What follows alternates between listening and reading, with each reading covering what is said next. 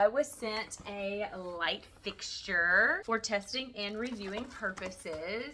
It is an ultra thin design home ceiling light. It says 100% eye protectant, 45,000 hour long service, 90 plus CRI, high color index, and 85% energy saving. This is what it looks like. This is the screen that goes over the actual light bulbs. It does come with screws, wire caps, and anchors, and then also the manual. This is an LED light. Does not take regular light bulbs. Here's the back side. This is gonna go in our bathroom. Let's go get it installed.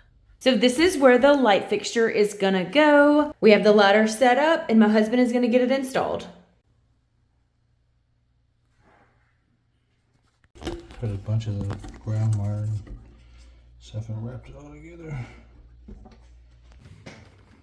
I guess it's this one and this one.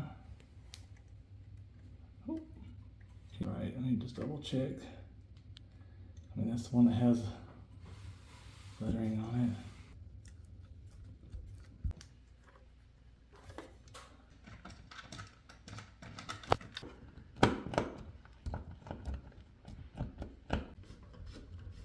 This is level 1, 2,